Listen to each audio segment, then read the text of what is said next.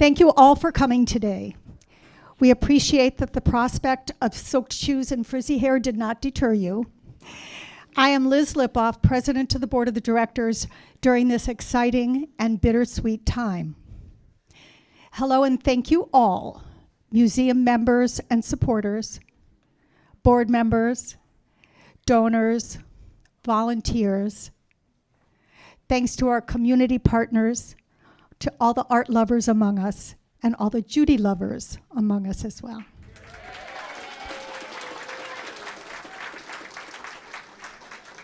And many, many thanks to the staff who once again outdid themselves planning and executing this event for us. And it looks like there are enough cookies for everybody. Another round of applause. I know, though, that we didn't have to tempt you with goodies to get you here for this splendid exhibit of Helen Frankenthaler's work and to talk about the many contributions and accomplishments of Judy Margles in Portland, in our community, in Oregon, and across the museum universe. Judy has led OJMCHE for 24 years, and under her leadership, we have evolved from a tiny museum without walls to several storefront locations to this beautiful building in 2017.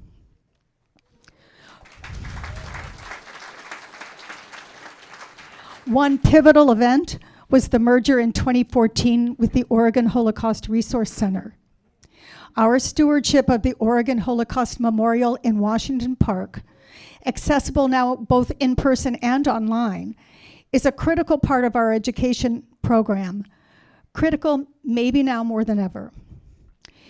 Judy also oversaw significant growth in the quality and breadth of our education and outreach. Scores of students come with their classes to tour our galleries every year, and our education team now provides resources and lessons on the Holocaust to teachers and students statewide and beyond.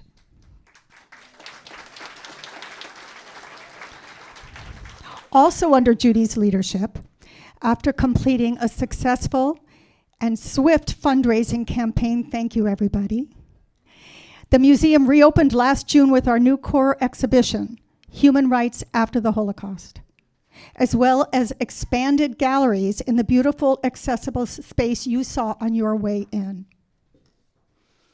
And in that space today, we are grateful to introduce to you the beautiful work of Helen Frankenthaler, innovative and breathtaking pieces from the collections of Jordan D. Schnitzer and his family foundation.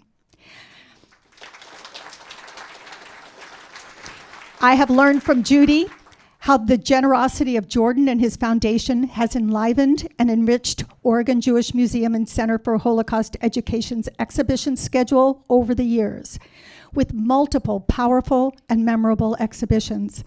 Most recently, some of you came to the Judy Chicago exhibition in 2022. On behalf of the board and the staff of the museum, we thank you, Jordan, for your continued support.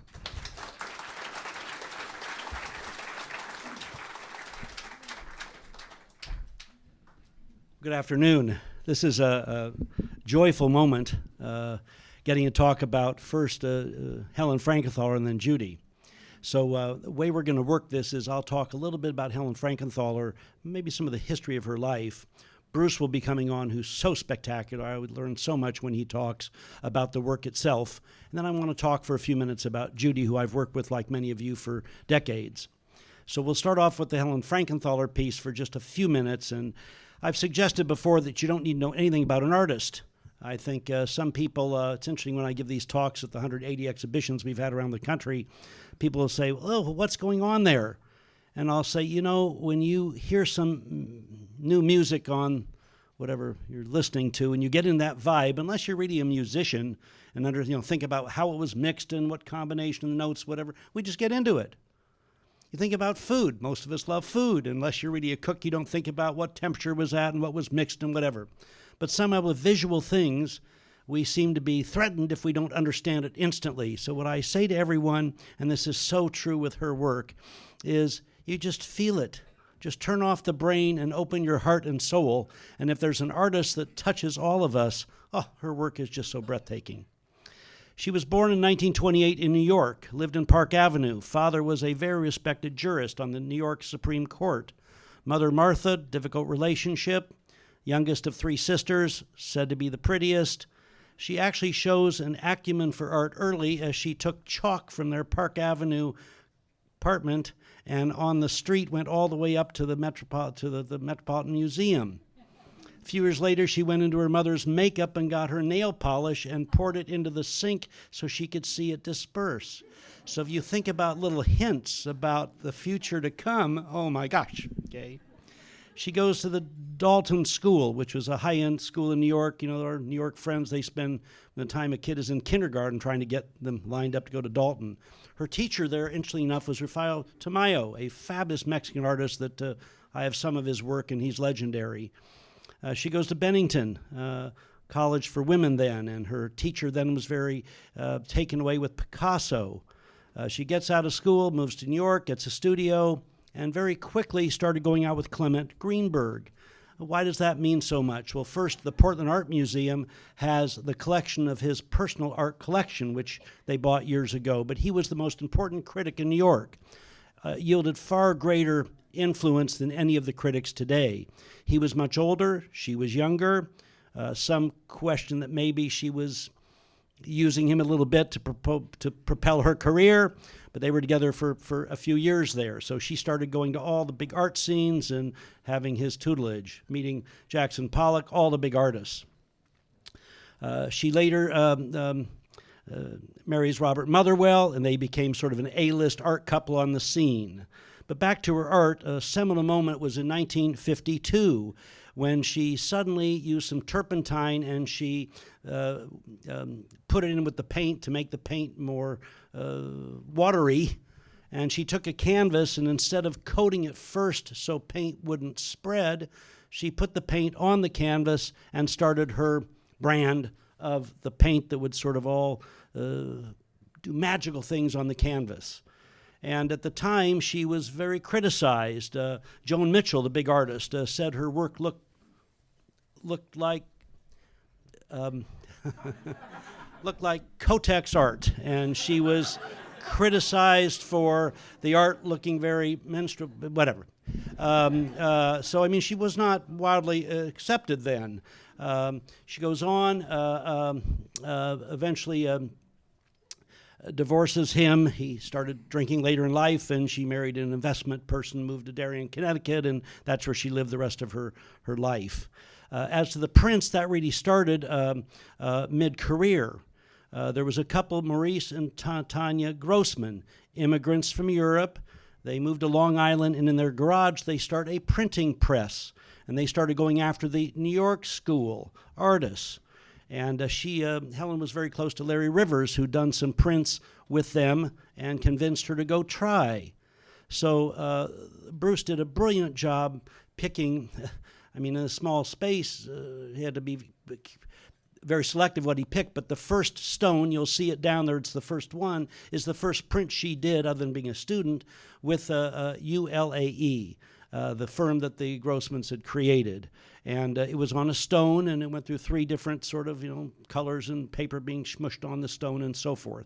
She worked with them for about 10 years, and then a very important man named Ken Tyler. Ken Tyler in Los Angeles with Stanley Grinstein, Jewish from Seattle. Family had a Heister parts business, moved to L.A. After the war, he's in the Jewish fraternity at USC with a man named Sid Felsen. Sid Felsen became an accountant, and Sid calls him up and says, I'm taking some art classes at UCLA, come with me. They do. He says, why don't we start a print publishing business called Gemini GEL? Ken Tyler was their first printer, master printer. They had some issues a few years later. They left. Ken moves back to New York and starts his own print publishing operation and did some of the biggest names, as Gemini did too. So the second, another major print down there called Mulberry was the first print on handmade paper, meaning paper that the ink would work differently on. And that was the Mulberry print was the first one with Ken Tyler, and she worked with him for years. So in the end, in terms of her work, both her paintings, which I think are scrumptious, and especially her works on paper, probably the most important work is the work that looks like it's all wood-grained and so forth. That print went through a printing press 128 times. So these may look pretty simple, but like everything that looks simple, there's usually a lot of technique behind it. To finish up about her, what I think is remarkable is how joyful her work is. And I think during a time when we're so challenged geopolitically, my gosh, the Israel, Hamas, Putin, Xi, I mean, all the issues we've got, her art takes us on a journey, a joyful journey of colors and shapes and forms, and you get swept up with the technique too, that so subtly you don't even know what she's doing to you, but with her brilliant aesthetic eye. So I think it's a wonderful exhibition. Bruce will talk about the work in the wonderful way that he does, and we'll learn so much. But let me talk about another remarkable woman that we're all here to really thank, and that's Judy. I forget the first time she approached us with my father and mother and had that idea, and I think, you know, where are you? There she is, okay. Needless, I'm the least person to tell you about the amazing way she ingratiates herself and helps all of us do the right thing that we need to do, that sometimes we need a little direction and pushing, and and she's done such a wonderful job. You know, you've combined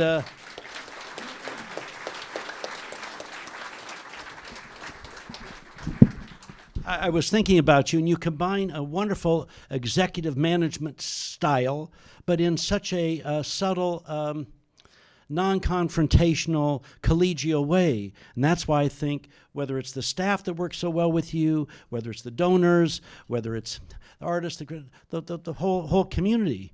I mean, you are a remarkable CEO.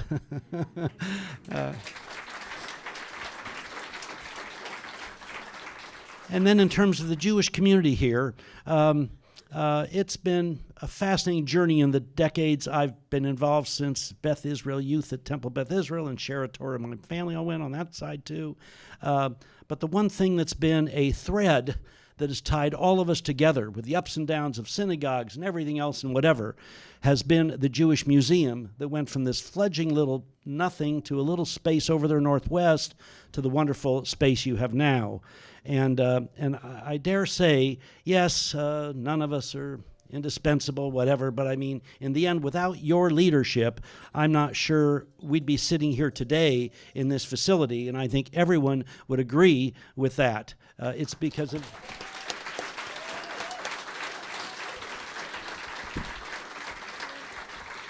So the bittersweet, as Liz said, was that on one hand, how can we not celebrate you and be happy for a professional life so well lived? What you've done is noble. So our latest big exhibition in New York is Judy Chicago. We had a version of it here. So I have something special for you from Judy to a Judy. Our Judy Chicago book, and I should change the name to know.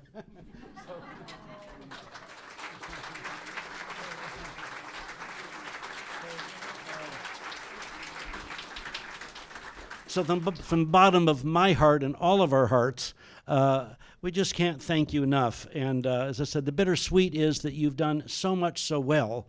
And you're entitled to take a breath. You said you're going to Paris with your sisters and other things. And, you know, while they may have lost you from day to day being here, I know we haven't all lost you from being a wonderful friend, partner, citizen, leader in future things to come that yet to be decided by you. So thank you for years of remarkable accomplishment.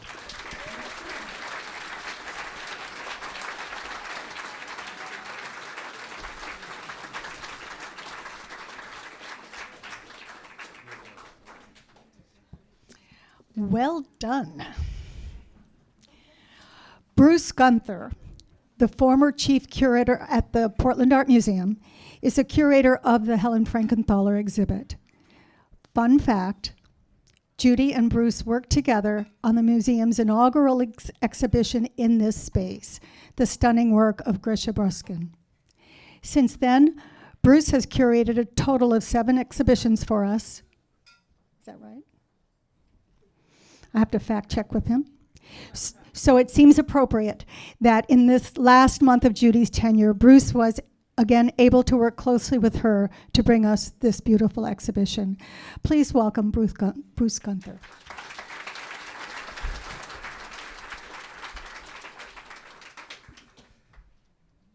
It's nice to be here on a day that is auspicious. I think the volume's all right, isn't it? I think so. Be a little closer. That'll be easy. Okay. I have two tasks. Like Jordan, there's Frankenthaler, and there's Judy. And you can focus on Frankenthaler. I sort of actually planned that, Judy. You know, I thought, yeah. The other thing happened. Helen Frankenthaler, we decided that this would be the sort of last moment for the last month of Judy's time here, because it was a moment that we all needed beauty. It was a moment we all needed a chance to discover and hold close something that gave us hope and joy. And I was thrilled because I've been wanting to do a Frankenthaler show here for a long time. She is among the most important artists of the 20th century in America, if not the world. She changed the possibility of painting single-handedly. Jordan referred to her staining and pouring in the 1950s. Helen Frankenthaler, a child of privilege, an intellect unmatched in her generation among her colleagues, except for her husband of 13 years, Robert Motherwell. That's why they were the golden couple. They brought together a passion and an innovation intellectually and physically in painting that previous generations had not accomplished. And she made a contribution inside of two mediums. She changed the way painting arrived on the canvas. Unlike Jackson Pollock, who presented a dead end, a singular vision that could not be replicated or led anywhere, Frankenthaler moved to the floor, and she found a voice and a way of working that combined intellect and the primacy of feelings and material in a new and uncharted land. Her work releases the stored knowledge and memories of experiences in the physical world through the contact and the evolution of a work of art in the studio. She is the only one of the abstract expressionist first and second generation artists to have innovated in the act of painting, the vocabulary and the paradigm of painting, through the staining and the soaking of the canvas. As she steps into the second medium, printmaking, and attacks the conventions and the assumptions of one of our most hidebound mediums. Her work with the great ateliers of the 60s, 70s, and 80s in American printmaking, the advent of the professional atelier in its fullest form in America, comes at a moment when she is singular among the abstract painters of her day and of the expressionist generation to have changed and worked in prints. Her contribution there undermined what had been the convention of the little black and white print.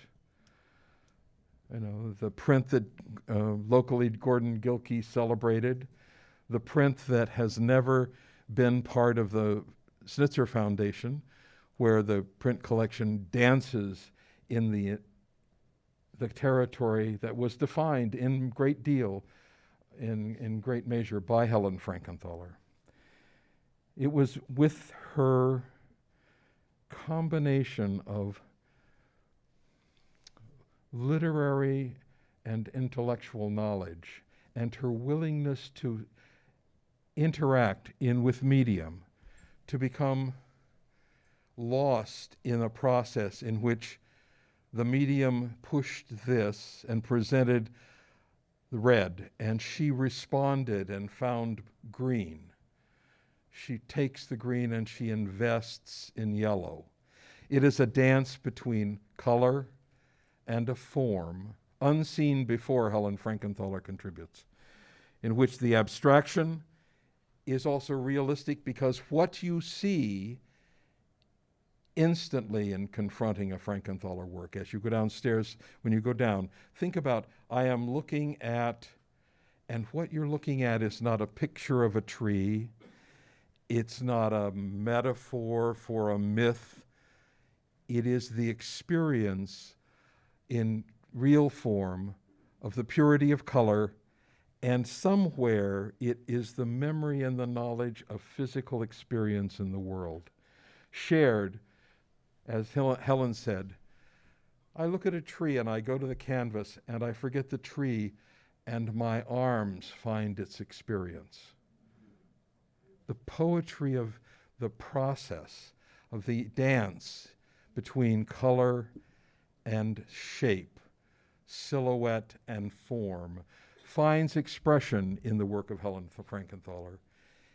In painting, but even more so in printmaking, the most hidebound of processes. She changes the nature of the art and the medium of printmaking, and specifically woodcut.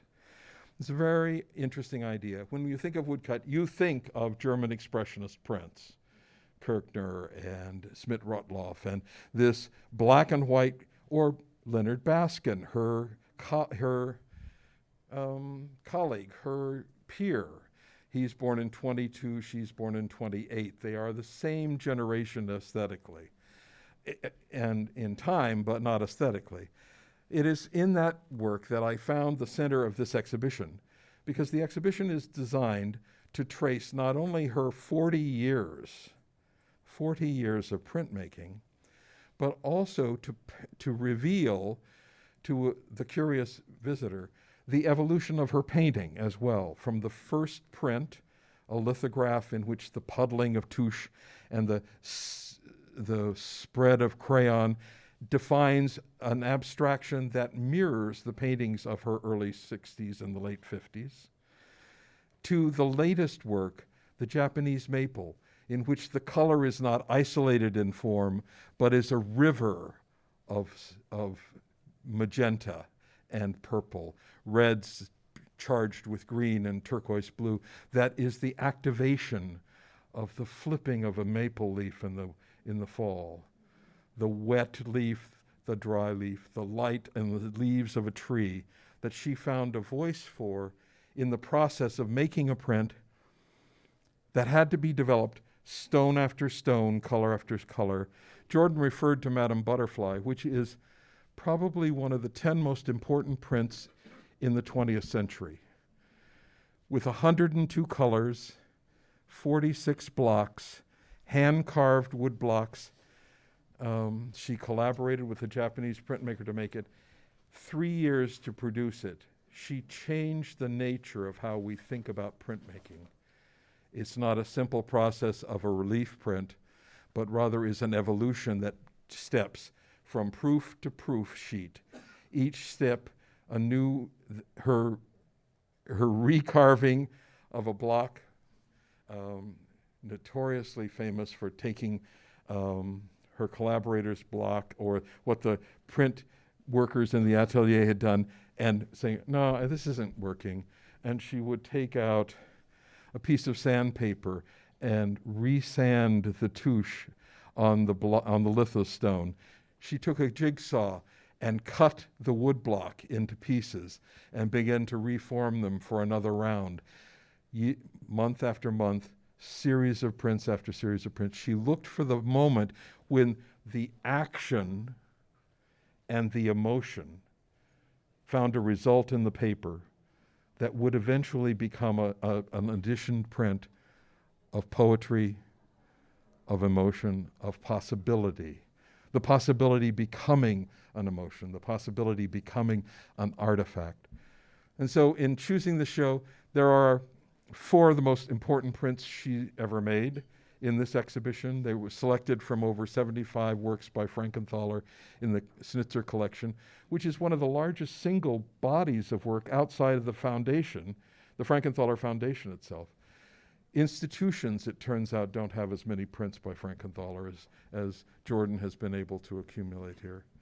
We have the joy of the moment, the invention and the discovery in successive years of an artist with a fertile mind and a curiosity and a commitment to making real that which we have experienced through the process of abstraction and the two-dimensionality of the world of painting and printmaking.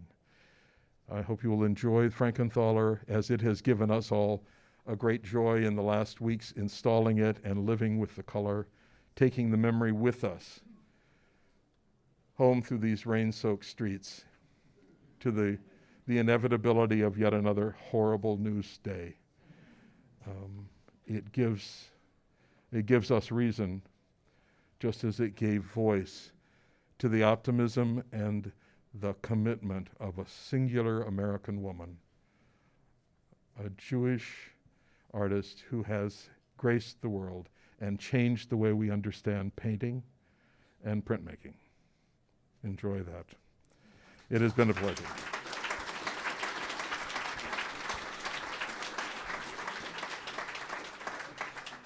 I was asked to share a moment about how I came to be here, and it's all about Judy in a way. I got a call from Northwest Kearney. She wanted to talk to me in 2016 because they were going to move. And they were going to move to the DeSoto building, which I had happily a hand in bringing into being. And she said, I'd like you to be would you consider being a consulting curator? I loved your Rothko show, and I'd really like you to do something like that for us. And it was sort of and I'm thinking, okay. And we got to talking about the role that art plays at a museum of Jewish history and the Holocaust education, and how I proposed, no, maybe I'd like to be an adjunct curator. Let me bring your art program into dialogue with the rest of the museum. Let me rethink art's place as this program. And she said, really? Having some ownership, you want to do that? All right. And so we walked into this pristine white space one day, and I said, I have this artwork we want to show. Of course, we're going to have to paint the room black and cover all the windows. And she said, really? And we laughed, and I said, oh, yes.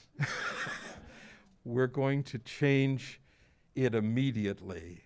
And Grisha Briskin's tapestries arrived, filled with the mysticism and the magic of imagery and language, in a darkened room, a great arc of one of the oldest art forms, tapestry, and we began a program to bring the world and the contribution of Jewish artists to this city, to fill a niche in the community where we could understand the contribution, the issues, and the context of art created by Jews. And it was Judy's vision who said, okay, let's try it. Little did I realize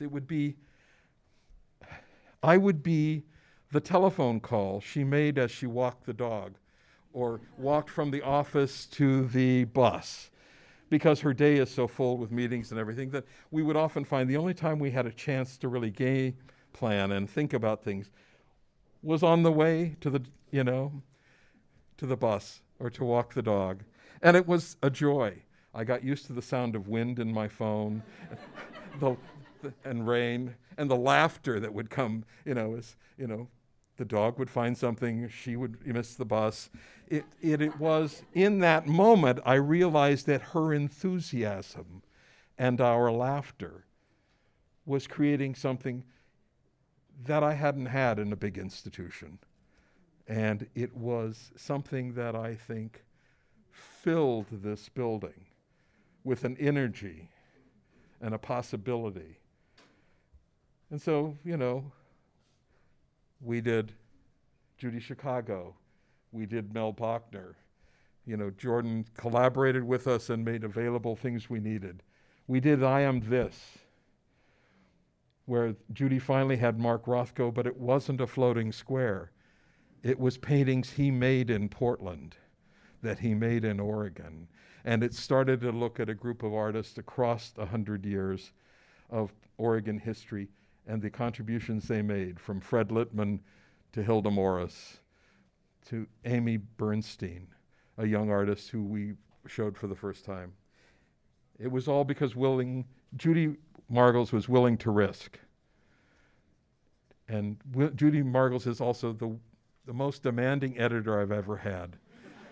I am a person of words and ideas, and she's a person of ideas and words eliminated.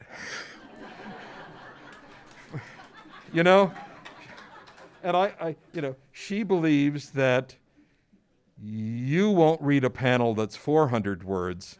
You will only tolerate a panel that's 250 words. I believe we're a room of readers. We're all looking for words and ideas. So we would have these, I will happily say, laughter-filled conversations as we noodled and canoodled these texts that would start out with "in the beginning" and would end with Revelation. And she would say, couldn't we just jump to the color part?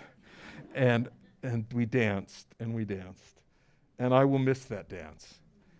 She was a great editor and more fun than any collaborator in past. So thank you, Judy, for what you've done for the institution.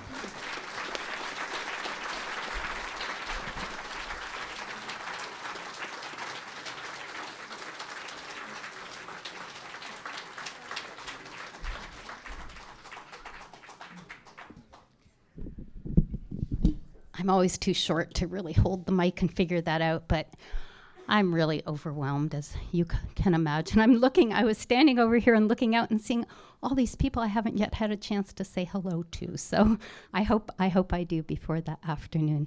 And so I just want to thank Liz. I want to thank Jordan so much for your lovely words. And Bruce, my dear friend, my colleague, my fellow conspirator of exhibitions, I am really beyond grateful.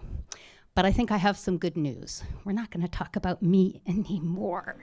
We just enough. I really only want to talk about all of you, right? So indulge me for just a few minutes. I am really finding myself filled with absolute appreciation and obviously some nostalgia as I do inch perilously closer to retirement. And really what I'm going to do, I hope I'll be very brief, but just have this opportunity to express my gratitude that I'm really overwhelmed with right now and really extends to everybody in this room and more. However, I do want to just start with acknowledging two people who are no longer with us, which I think is very, very important. The museum's founders, Alice Meyer, I know one of Alice's daughters is here. There she is. Andrea is here today, and Rabbi Joshua Stamfer. Alice and Rabbi Stamfer were the forces who founded the Oregon Jewish Museum. Alice served as our first president and then chaired numerous committees.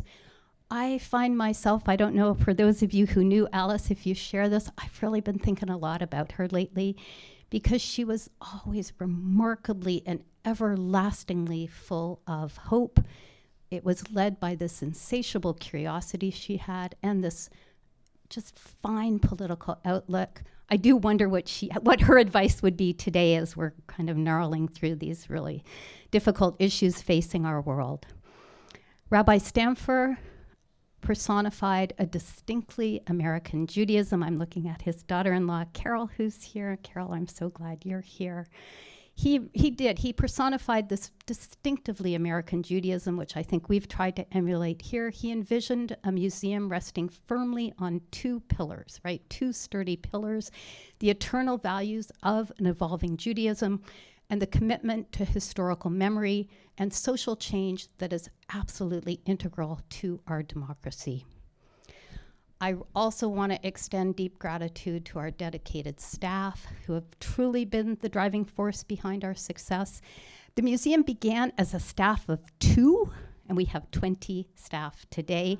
I normally love to name everyone. You know who you are. I just want our staff just to raise our hand. They absolutely deserve a huge round of applause.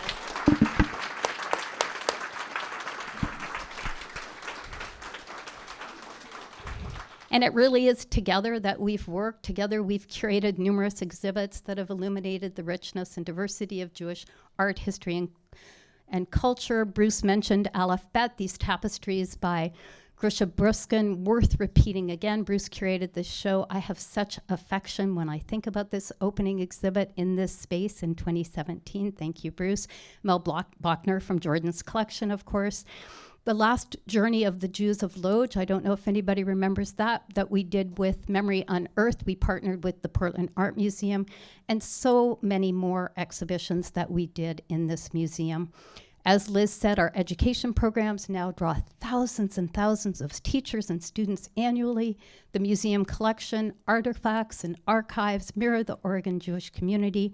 And of course, also as Liz reminded us, but always want to mention the Oregon Holocaust Memorial, which really does stand as a stark reminder of the tragedy of the Holocaust and our perennial urgency to make sure that Oregonians know about it.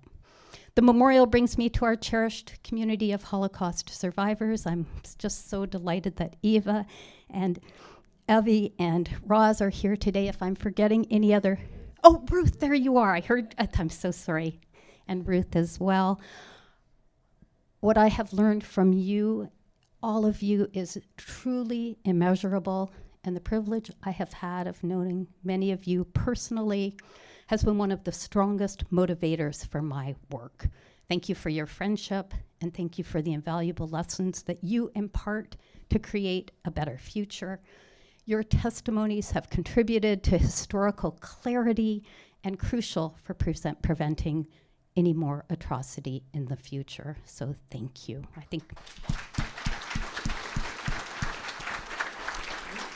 I also need to extend my gratitude to our board of directors, current and past, for their sustained and sustaining guidance, wisdom, steadfast support over these many years. Your commitment to the museum's mission and vision helps to shape its success, ensures its continued impact on our community. Rebecca Sobel, our incoming director, will quickly see how very fortunate she is to work with such an outstanding board. So thank you, thank you. To our volunteers and supporters, thank you for your generosity and commitment to preserving Jewish heritage and for your contributions that enabled us to build and grow in this building and foster an inclusive space for understanding and appreciation. Everybody deserves some thanks, but I hope you'll forgive me. I'm going to just take a brief segue. I'd like to acknowledge my beautiful daughters. They're back there, Pesha and Shuli, who are, without doubt, my greatest reward. Oh, all right, hold on a minute. They do have a little bit of competition. I do have a grandson, Leo. Unfortunately, he's under the weather today. He was going to be here.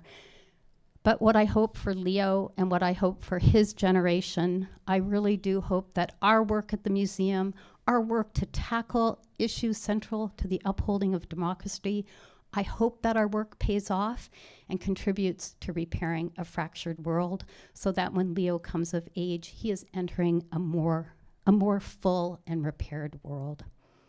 And Steve, where did he go? Where did he go? He left. There he is.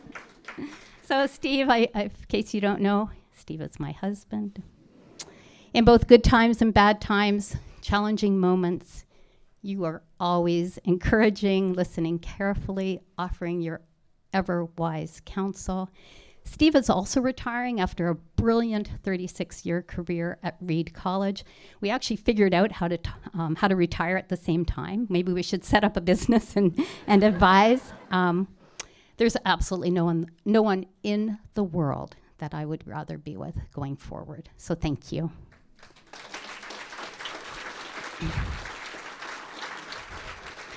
As you may know, I'm not the only one retiring from the museum at the end of December. I'm joined by my colleague, my beloved friend, and the museum's curator of collection, Anne Levant-Prawl. I think Anne should just come up here so I can embarrass her entirely. Anne and I have worked together for decades. I think we were like 10 when we started our work. We met when Anne was the mother of very young children. She volunteered at OMSI, where I was working as the curator. I wouldn't necessarily characterize Anne as a quiet person, but I would say with absolute seriousness that it is her quiet contributions to the museum that have been instrumental to its success. Anne loves things that only collections curators can love. The database, accessioning objects, writing policy for the museum. I do want to apologize to Anne, but I think I've described the very definition of a museum nerd. Of course, Anne is so much more. She's hugely creative. She's a talented writer, smarter than all of us, and I mean that, and without doubt, one of the best colleagues anybody could hope to work with. Anne, we love you. I love you. And any chance you're free January 2nd to go for a walk and have lunch? Yes.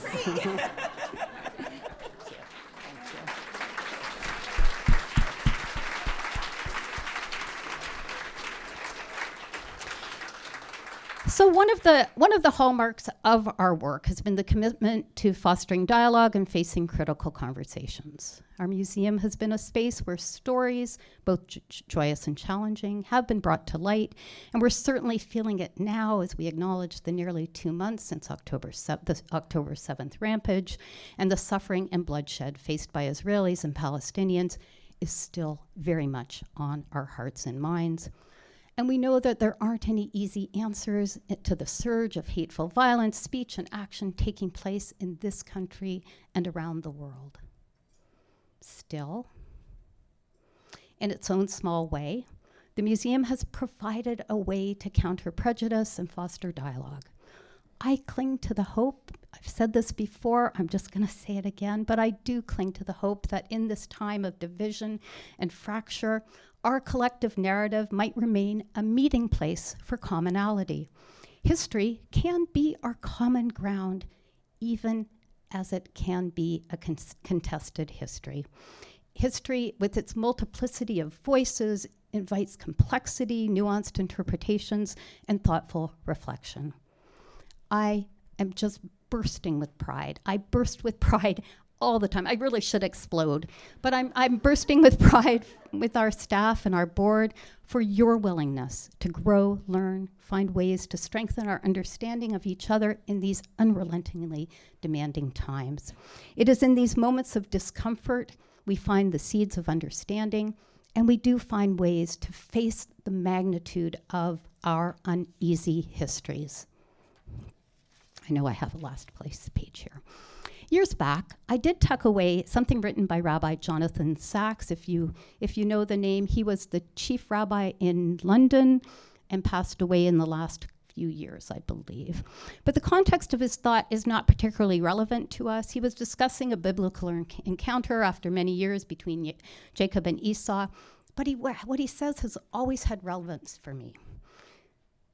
He refers to one of the most remarkable of all of the Torah's narrative devices, and this is the power of the future to transform our understanding of the past. New situations retrospectively disclose new meanings of the text, and he says the present is never fully determined by the past. Sometimes it is only later that we understand the now. And of course, this is one of the goals at this museum. We want to make meaning out of what was before, not in terms of nostalgia or narcissistic or a preservationist urge, but as a way to provide meaning. The museum bears the burden of the future from the perspective of the past. That is what we do as historians. My hope is that the museum continues to be a beacon of understanding, a place where diverse voices can come together in dialogue, and a sanctuary for the exploration of our shared humanity.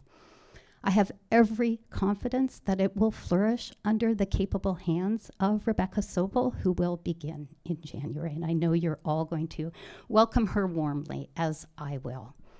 In closing, I do want to just thank each and every one of you. As I prepare to end my tenure as director, I am confident that the legacy that we have created together will likewise continue. It's a shared legacy that testifies to hope that we can all work together to build a better future for the Leos of this world. Thank you.